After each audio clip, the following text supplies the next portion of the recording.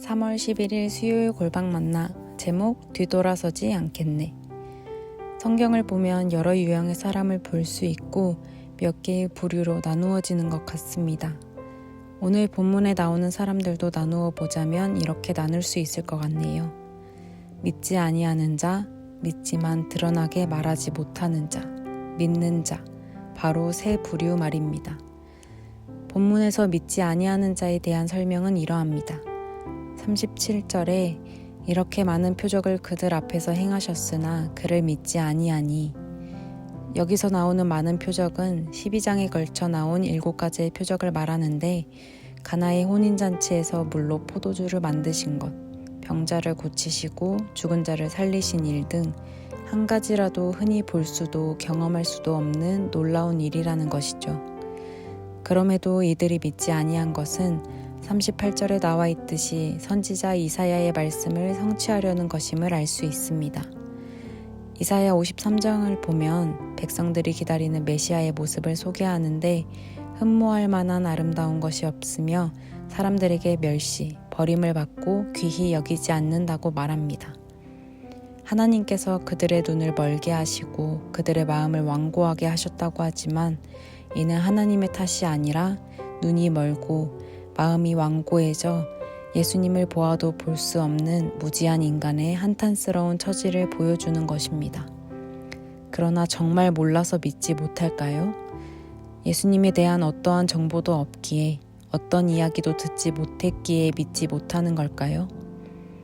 우리가 무지라고 말하는 것을 곰곰이 생각해보면 결국 나를 포기할 수 없기 때문에 모르고 싶은 것이지 않을까 싶습니다.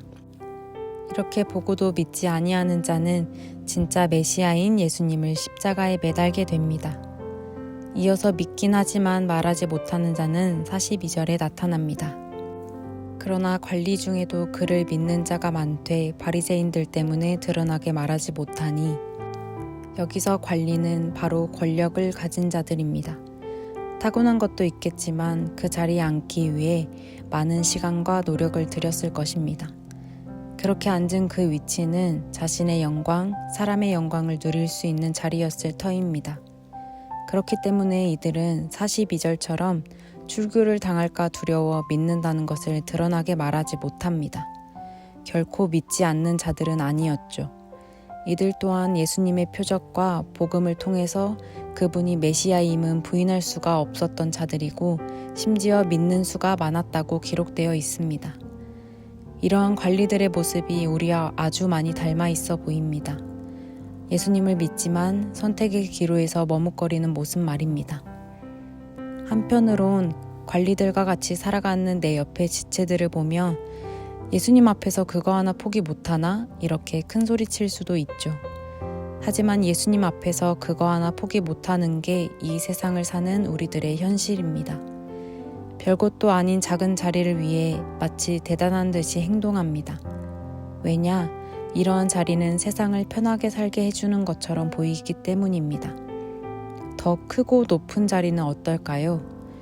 올라가기 위해 무엇을 얻고자 죽어라 노력했는데 다시 내려가라고 하자니, 그렇게 말씀하시는 분이 주님이라도 쉽지 않다는 것이죠.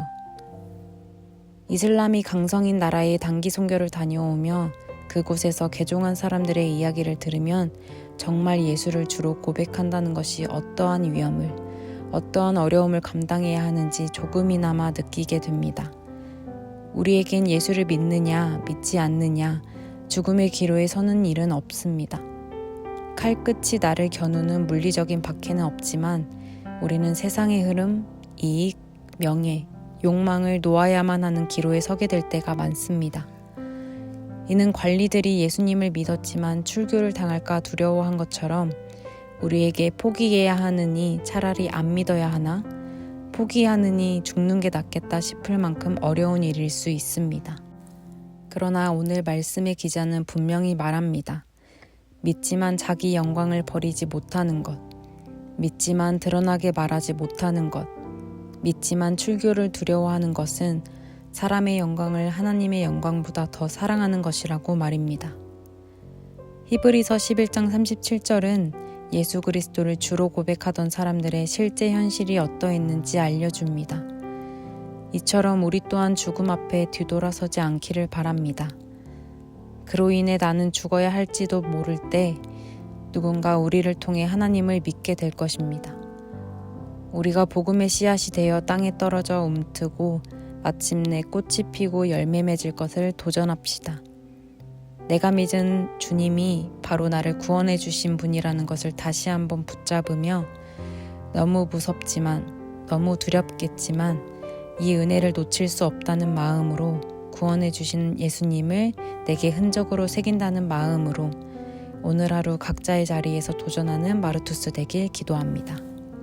사랑하는 하나님, 우린 하나님을 믿습니다. 예수 그리스도를 믿는다고 고백하는 자들입니다. 그러나 우리의 삶이 어떠했는지, 삶의 선택의 기로에서 어떻게 반응하고 있는지를 돌아보게 됩니다. 믿지만 믿지 않는 자처럼 행동할 때도 있고, 믿지만 드러내어 고백하지 못할 때도 많았습니다. 그러나 주를 믿는다는 것에는 회색지대가 없음을 다시 한번 깨닫습니다. 주님이 나의 유일한 구원자임을 믿고 그 은혜가 분명하오니 경계에 서 있는 우리가 다시 한번 주님을 선택하길 원합니다.